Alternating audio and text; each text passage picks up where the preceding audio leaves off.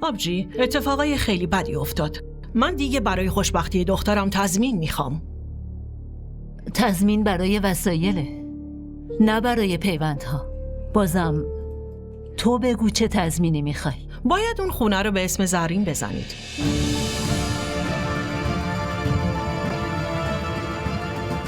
تا فردا پس فردا کسی بیرونش نکنه.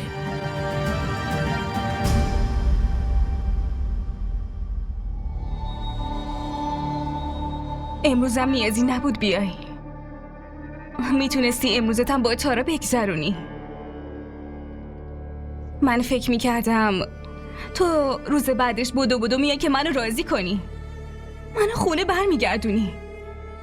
همه روز منتظرت بودم اما تو نیومدی. من معذرت میخوام، ناخوش احوال بودم. اگه حرف منو باور نمی کنی میتونی از مادر بپرسی. نه خیر، نیازی ندارم از کسی بپرسم.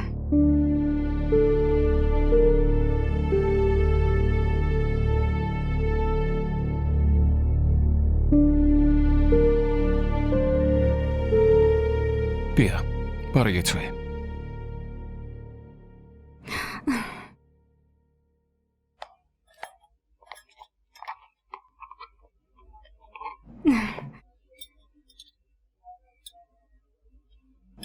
اما معنیش این نیست که من قهر نیستم. باشه قهر باش، اما لطفاً برگردیم خونه. خونه؟ جایی که هر لحظه ممکنه اون 3 کلمه رو بگی و... زرین لطفاً. من همین الانم خیلی خجالت زدم. بیشتر از این خجالت زدم نکن. هر اتفاقی که افتاد توی عصبانیت افتاد، وگرنه من هیچ وقت این کار رو انجام نمیدم. اینجوری اگه میگی همه گناهاتو میبخشم.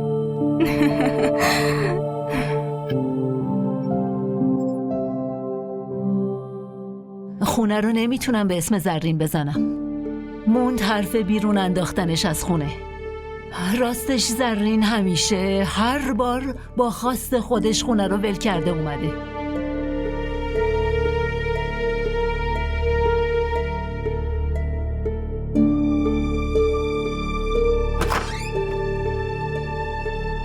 پسرم من که خیلی خسته شدم، یه خورده استراحت میکنم. باشه.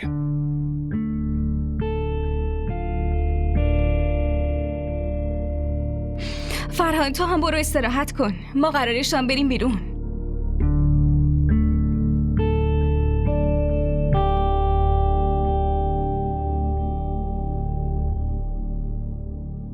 چی شده؟ تو از اومدن من خوشحال نشدی؟ تو چی فکر میکردی؟ که فرهان دنبالم نمیاد؟ اینو ببین، فرهان برام هدیه خریده.